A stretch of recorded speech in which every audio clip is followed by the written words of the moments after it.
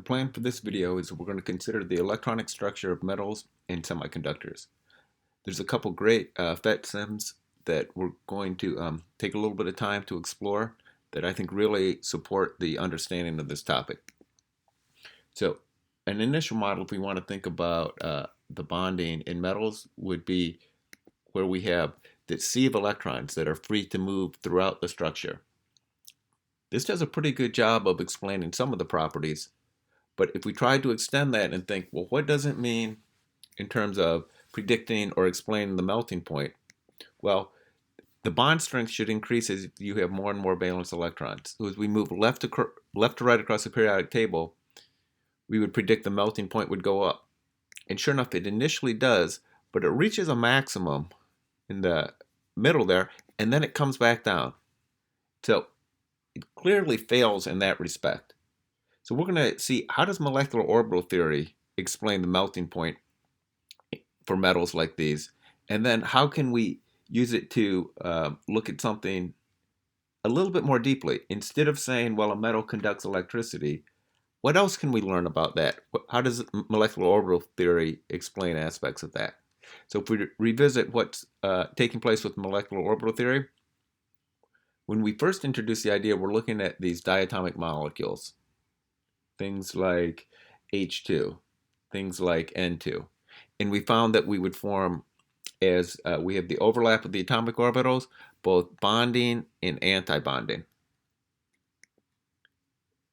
What would this mean now with a metal? So with a metal, let's say we began by thinking about lithium.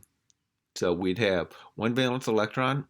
If we think about two lithium atoms, and this is something that we did with MO theory, if we thought of two lithium atoms being as a molecule, we would have bonding and anti-bonding, two valence electrons that we add, so only the bonding are being filled in, being populated. What if we went with four lithium atoms? So if we had a string of four lithium atoms, we could have an arrangement where all of those atomic orbitals overlap constructively and it would be bonding throughout. Or we could have a case that's higher in energy where we had two with the same phase and the other two with an alternate phase, so it would be putting a node in between there. This wouldn't be as bonding as that bottom option because it has a node present. We could see where each of these dots, the four dots, are the four lithium nuclei. We could have a case with two nodes or a case with three nodes where it's anti-bonding throughout. So these are all being put together by thinking about what the phase of the atomic orbitals would be. As we have more and more nodes present, that's corresponding to a higher and higher in energy.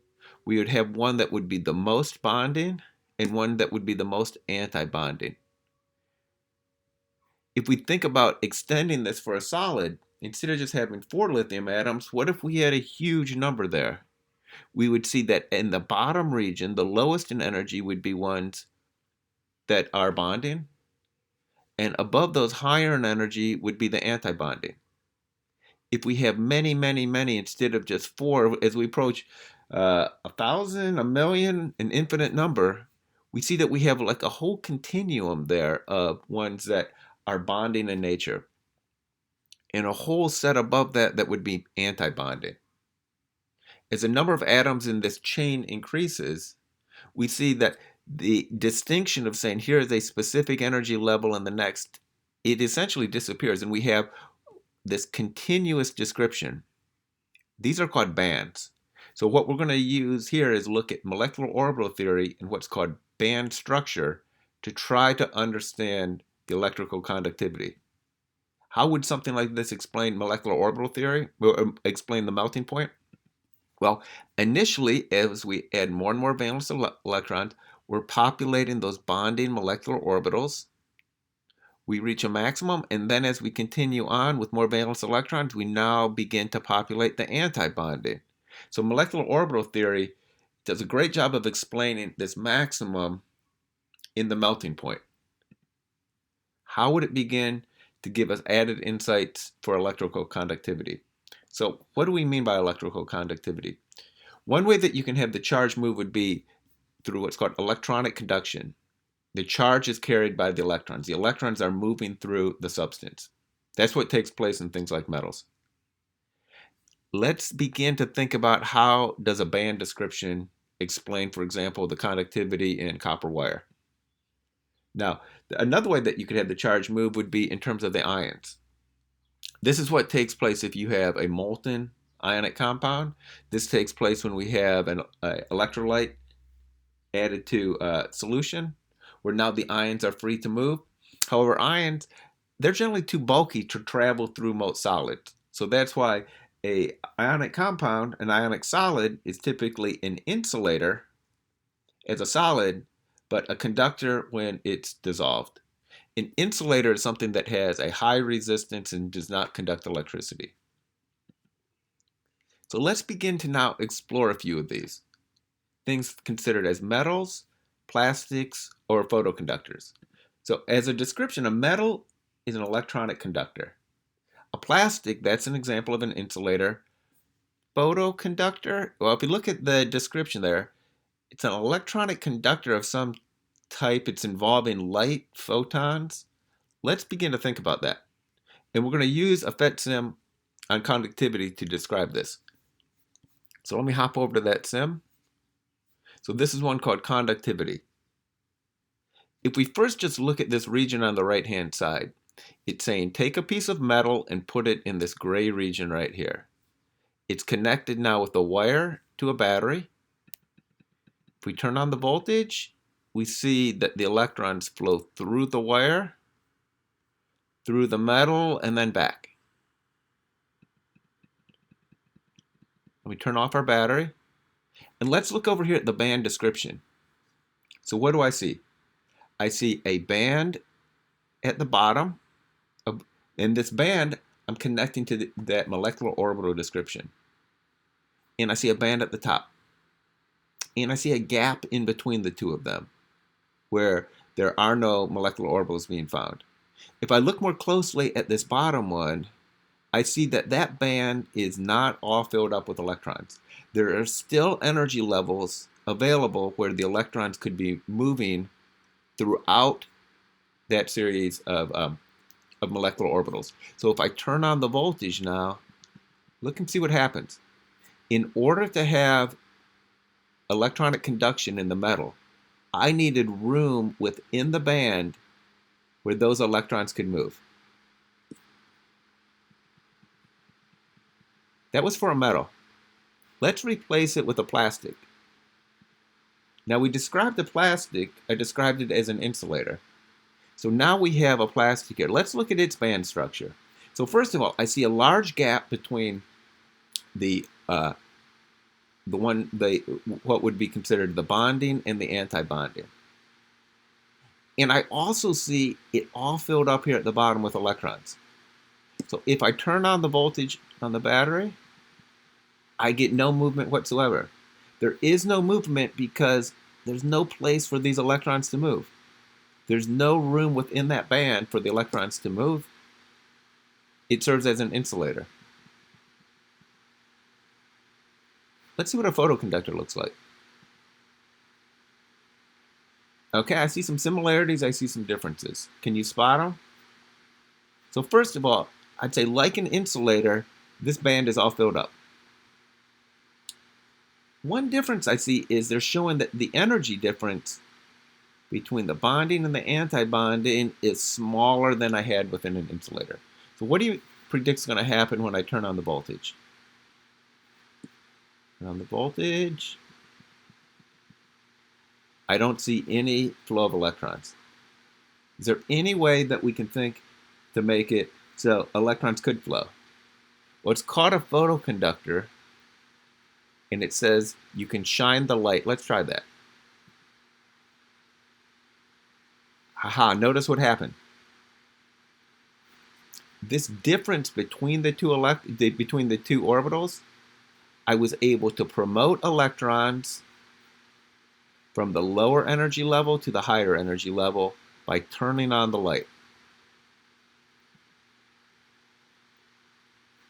After I do that, now I have room to move in both of the energy levels, in both of the bands.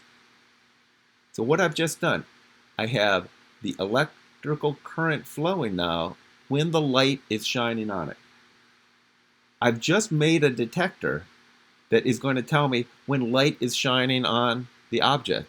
Because when light is shining on the object, it will allow electricity to flow. Could give me a signal then. When the light turns off, no flow of electricity. If you've ever seen a detector in the world around you that detects whether light is shining on something to indicate it, that can be explained here with this description using molecular orbital theory to describe electrical conductivity. Pretty cool. So within our picture here, this was our description for a metal. We had room within the band for the electrons to move. For our insulator, the band was all filled up and there was a large gap between that and the next one. That's gap there. I keep using the term gap. That is called the band gap. This lower group of molecular orbitals is called the valence band. The anti-bonding above it is called the conduction band. For a photoconductor, it was initially all filled up in the valence band, but we could promote electrons when light came in and the photons promoted the electrons to a higher energy level, and that then would allow it to become a conductor. This description right here, this is a picture from Atkins, where it's showing the valence band, the conduction band, and this band gap that's in between the two of them. Now, where does a semiconductor fit in? When we talk about covalent network solids, oftentimes a key characteristic for those, well, they're described as being quite hard. Diamond would be an example. And it says that they are semiconductors. Well, what is a semiconductor? Well, so it's tough to imagine our modern society and all of the electronic gizmos in it without semiconductors. The portion of the periodic table that I associate with semiconductors is really related to this column involving silicon. So this led to a Nobel Prize in Physics for inventing the transistor from a semiconductor. The Shockley is who you might associate with that. These were the three guys that were involved. Interesting story about Shockley is he was involved, this was at AT&T Bell Labs, he was involved with the project. He left it, I believe he went over to Europe, moved on to something else, but then his colleagues started to make some progress in the area here. And he said, oh, okay, I got to get back involved with that. So I read a description how Shockley, in all the promotional videos after that, always tried to make himself look like he was the center of the attention and he was the main one who was involved with it. So if you look at this, that's Shockley. And look at all these promotional videos, pictures. In every one, he's the one at the microscope. He's the one taking the lead, okay? And so let's just say good self-promotion involved with Shockley. So where does this fit in? So here we show a description, again, where we have a valence band that's occupied, and a conduction band that's unoccupied. Within semiconductors, they're quite interested in this band gap that is between the two, and by changing the elements that are there, you can manipulate that difference. Just to show you what I mean within here, and the typical composition for a semiconductor.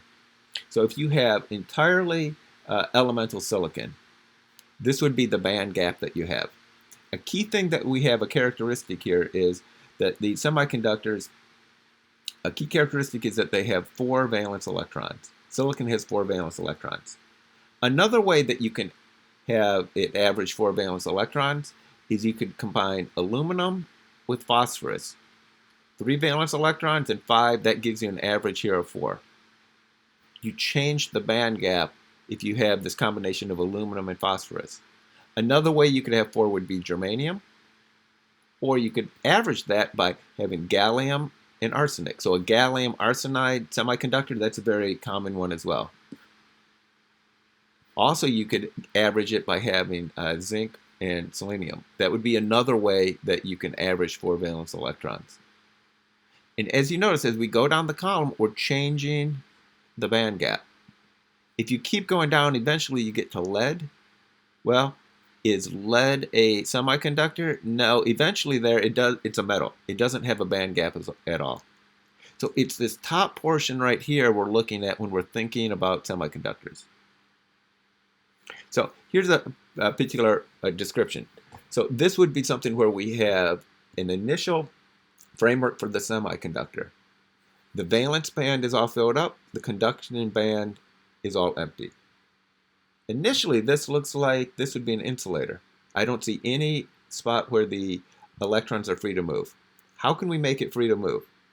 Well, one thing that we can do is we can add a small amount of another element, a dopant, that increases the number of valence electrons. The valence electrons now, initially the valence band was all filled up, so where did the next electrons go? They're going to begin to populate the conduction band. So in order to have electrons so that they're free to move within a band, one thing you can do is add a few more electrons so they now start to fill in the conduction band. Another thing you can do is add a dopant that decreases the number of valence electrons a little bit. If you decrease the number of valence electrons a little bit, instead of having the valence band all filled up, now you have some room to move there. So if we're looking at this right here, which of these would represent undoped silicon, just silicon? What would be if you have silicon doped with a little bit of phosphorus added, or silicon doped with a little bit of aluminum added? If I were looking at that, for silicon, undoped, it's completely filled up the valence band. Silicon to phosphorus, phosphorus has more valence electrons than silicon, so notice we've now started to populate the conduction band. That's called an N-type semiconductor. N-type meaning we've added a few more electrons to it. A P-type, P is when you're making a hole. A hole meaning you now have some room within the valence band because you've added aluminum that did not have as many valence electrons as silicon. This is being shown here within the Atkins textbook, where it's showing a P-type, where you're making a hole. Hole meaning you have room for the electrons to move in the valence band. An N-type, where additional electrons are being added, and that can then move within the conduction band. He has this image here to show how you can combine P-type and N-type semiconductors, and this would allow you to control the flow of electrons through your wire, through the semiconductor. Now, this image right here doesn't mean a lot to me, but there's a PhET sim that I think does a great job of illustrating what's going on. So let's begin to explore that. So we have the sim on conductivity. Let's look at the sim involving semiconductors. I think I have that one open. Not that one. That one. Okay? So within this case, notice within this PhET sim, very similar right here, but you can add now either a P-type or an N-type semiconductor into this region, into the wire right here. So first of all, let's add a P-type and another P-type. Notice what happens with the P-type. A P-type there, that was creating a hole for us. We were making it so we had now room to move within our band because we had added a substitute of something that had fewer valence electrons to it. Let me illustrate that. Let me clear the dopants and let me just add one segment. This would be the initial all filled up. If we add in a P-type, we're making a hole where there is now room for the electrons to move within that band. If we add an N-type, with an N-type, we've added more valence electrons. There's room to move within this band. Now, in both of these cases, if you switch your battery so it goes to line the other way, the electrons flow in the other direction. Something a semiconductor allows us to do, it allows us to control the direction with which electrons move. It allows us to make it so electrons can flow in one direction, but they get blocked when they're trying to move in the other. That's a powerful thing that we can have when we're seeking to construct our circuit. So let me show you how that works. So let's say we take, I'm going to first of all take it so the voltage goes back down to 0. Let's add an N-type paired with a P-type. This is what Atkins was trying to show. So within this region right here, N-type is on the left. We've added additional valence electrons. It's next to a p-type where we've created a hole. Let's turn on the voltage. Voltage is on. I see the electrons moving through the wire as they move from the N-type to the p-type, and they move continuously. Now, what do I say? What do I mean when I say, well, we can control the flow? Let's say it goes in the opposite direction. What happens in the opposite direction?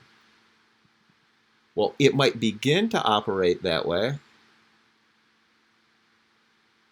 but then it gets blocked.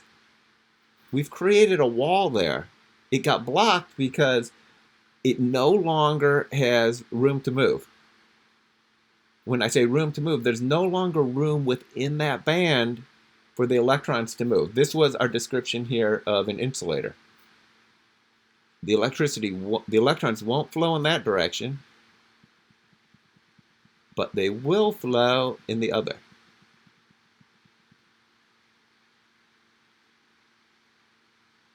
How cool is that?